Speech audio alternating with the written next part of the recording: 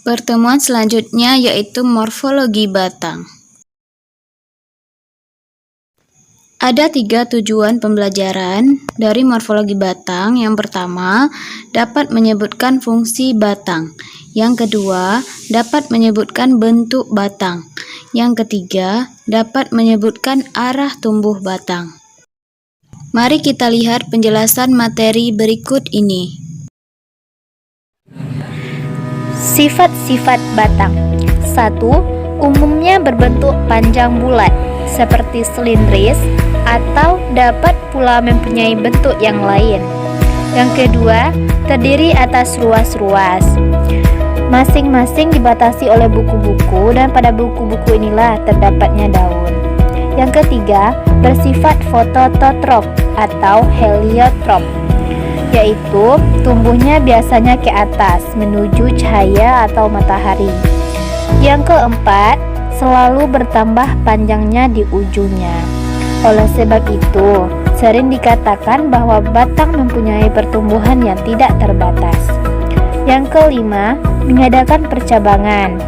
Dan selama hidupnya, tumbuhan tidak digugurkan, kecuali kadang-kadang cabang atau rantingnya. Dan yang keenam, umumnya tidak berwarna hijau, kecuali pada tanaman yang umurnya pendek atau pada batangnya yang masih muda. Fungsi batang. 1. Mendukung bagian-bagian tumbuhan yang ada di atas tanah, yaitu daun, bunga, dan buahnya. Yang kedua, dengan percabangannya memperluas bidang asimilasi. Yang dimaksud dengan asimilasi itu adalah proses penyusunan senyawa-senyawa kompleks dari senyawa-senyawa sederhana dengan bantuan energi cahaya matahari, atau biasanya kita sebut dengan fotosintesis pada tumbuhan. Yang ketiga, jalan pengangkutan air dan zat-zat makanan serta hasil asimilasi, yaitu melalui xilem dan floem pada batang. Dan yang keempat, menjadi tempat penimbunan zat-zat makanan cadangan. Oke, selanjutnya,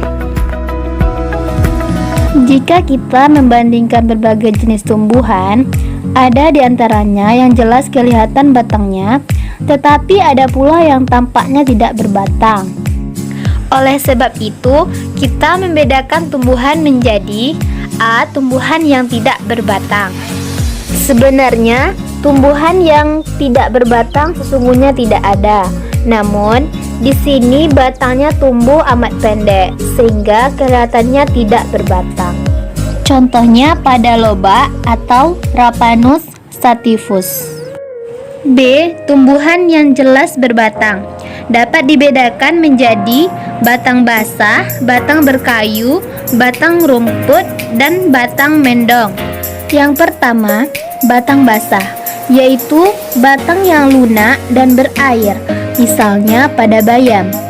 Yang kedua, batang berkayu, yaitu batang yang biasanya keras dan kuat, karena pada sebagian besar terdiri atas kayu yang terdapat pada pohon-pohon dan semak-semak pada umumnya. Contohnya pada pohon mangga.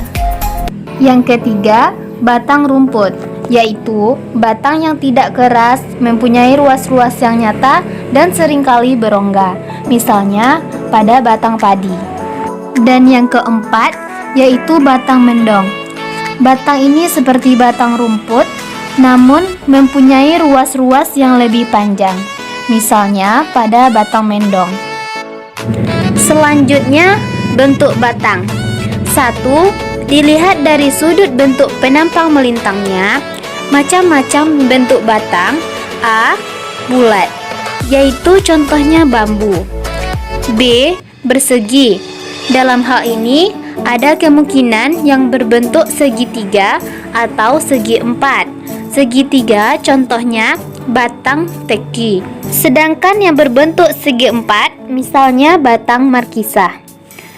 Selanjutnya yang berbentuk pipih, biasanya juga melebar, menyerupai daun, dan juga mengambil alih tugas daun.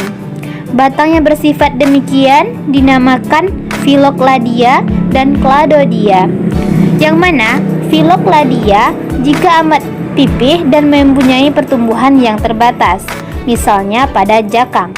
Dan yang Cladodia jika masih tumbuh terus dan mengadakan percabangan, misalnya sebangsa kaktus.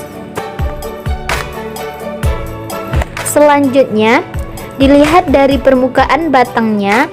Batang tumbuhan memperlihatkan sifat yang bermacam-macam, sehingga dibedakan menjadi satu, batang licin seperti pada jagung. Yang kedua, batang berusuk, yang mana jika pada permukaannya terdapat rigi-rigi yang membujur, misalnya pada iler. Selanjutnya bersayap, biasanya pada batang yang bersegi, tetapi pada sudut-sudutnya terdapat pelebaran yang tipis, misalnya pada markisa. Kemudian berambut, contohnya pada batang tembakau. Selanjutnya beralur, terlihat jelas pada batang-batangnya terdapat alur-alur, contohnya pada Cereus peruvianus. Kemudian berduri, misalnya pada mawar. Dan ada juga yang memperlihatkan bekas-bekas daun, misalnya pada pepaya. Selain itu, pada permukaan batang juga ada yang memperlihatkan bekas-bekas daun penumpu, misalnya pada keluih atau pada nangka. Selanjutnya, ada yang memperlihatkan banyak lentisel, misalnya pada sengon. Dan ada juga yang memperlihatkan keadaan-keadaan lain, misalnya lepasnya kerak, contohnya pada jambu biji. Walaupun telah dikemukakan sebelumnya bahwa batang umumnya tumbuh ke arah cahaya, namun ada juga yang memperlihatkan variasi. Dan bertalian dengan sifat ini, batang dapat dibedakan, yaitu A. Tegak lurus jika arahnya lurus ke atas, misalnya pepaya. Yang B. Menggantung.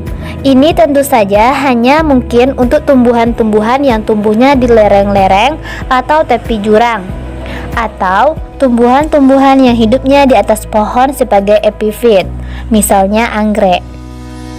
Yang D. Arah tumbuh batangnya menjalar atau merayap, yang mana batang berbaring tetapi dari buku-bukunya keluar akar-akar, misalnya batang ubi jalar. E. Serong ke atas atau condong. Pangkal batang seperti hendak berbaring, tetapi bagian lainnya lalu membengkok ke atas, misalnya pada kacang tanah. F. Mengangguk. Batangnya tumbuh tegak lurus ke atas, tetapi ujungnya lalu membengkok kembali ke bawah, misalnya pada bunga matahari. Selanjutnya memanjat, yaitu jika batang tumbuhnya ke atas dengan menggunakan penunjang. Penunjangnya dapat berupa benda mati ataupun tumbuhan lain. Dan pada waktu naik ke atas, batang menggunakan alat-alat khusus untuk berpegang pada penunjangnya, misalnya dengan akar pelekat, contohnya pada sirih. Kemudian ada yang menggunakan akar pembelit, misalnya pada panili, dan cabang-cabang pembelit, misalnya pada anggur. Ini dia gambar-gambarnya, yaitu akar pelekat, akar pembelit, dan cabang pembelit. Oke, selanjutnya percabangan pada batang, yang mana dibedakan atas 3 macam. Yang pertama, yaitu monodial. Batang pokoknya selalu tampak jelas dibandingkan dengan cabang-cabangnya, karena lebih besar dan lebih panjang. Contohnya pada pohon cemara. Yang kedua, percabangan simpodial, yang mana batang pokoknya sukar ditentukan, karena dalam perkembangan selanjutnya kalah besar dan kalah cepat pertumbuhannya dibandingkan dengan percabangannya, misalnya pada sawo manila. Yang ketiga, percabangan menggarpu atau dikotom, yaitu cara percabangan yang batang setiap kali menjadi 2 cabang yang sama besarnya, misalnya pada paku andam. Cabang-cabang pada suatu tumbuhan dapat bermacam-macam sifatnya. Oleh sebab itu, cabang-cabang dapat dibedakan menjadi 1. Geragih, yaitu cabang-cabang kecil panjang yang tumbuh merayap, dan dari buku-bukunya ke atas keluar tunas baru dan ke bawah tumbuh akar-akar baru. Tunas pada buku-buku ini beserta akar-akarnya masing-masing dapat terpisah merupakan suatu tumbuhan baru. Cabang yang demikian ini dibedakan lagi dalam dua macam, yaitu merayap di atas tanah, contohnya pada daun kaki kuda, dan yang merayap di dalam tanah, contohnya pada rumput teki. Yang kedua yaitu wiwilan atau tunas air, merupakan cabang yang biasanya tumbuh cepat dengan ruas-ruas yang panjang dan seringkali berasal dari kuncup yang tidur dan kuncup-kuncup liar. Contohnya pada kopi dan pohon coklat. Yang ketiga yaitu sirung panjang, merupakan cabang-cabang yang biasanya pendukung daun-daun dan mempunyai ruas-ruas yang cukup panjang. Pada cabang-cabang demikian ini tidak pernah dihasilkan bunga. Oleh sebab itu, seringkali disebut pula sebagai cabang yang mandul. Dan yang keempat, sirung pendek, yaitu cabang-cabang kecil dengan ruas-ruas yang pendek yang selain daun biasanya merupakan pendukung bunga dan buah. Cabang ini disebut pula sebagai cabang yang subur atau fertil.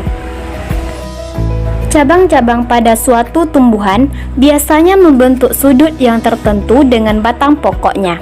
Berdasarkan pada besar kecilnya sudut ini, maka arah tumbuh cabang menjadi berlainan. Sehingga umumnya orang membedakan arah tumbuh cabang seperti berikut ini. A, yaitu tegak, jika sudut antara batang dan cabang amat kecil, sehingga arah tumbuh cabang hanya pada pangkalnya saja sedikit serong ke atas, tetapi selanjutnya hampir sejajar dengan batang pokoknya, misalnya pada kopi. B, condong ke atas, jika cabang dengan batang pokok membentuk sudut kurang lebih 45 derajat, misalnya pada pohon cemara.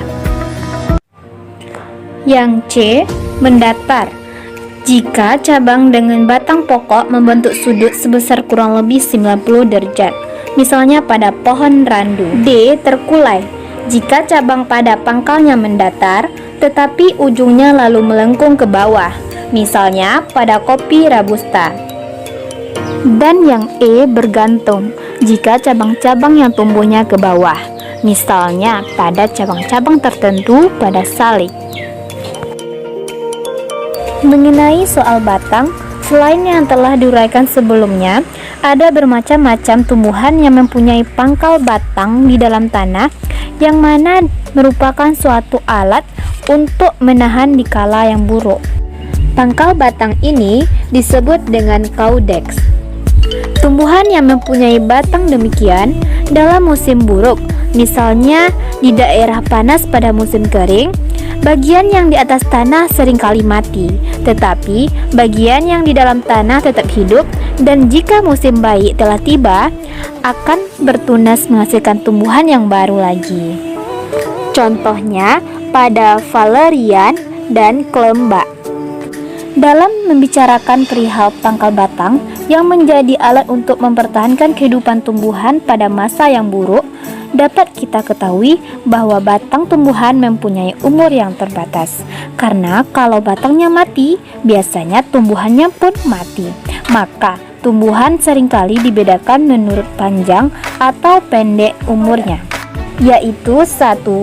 Tumbuhan anual, merupakan tumbuhan yang umurnya pendek, yang mana kurang dari 1 tahun sudah mati atau paling banyak dapat mencapai umur setahun.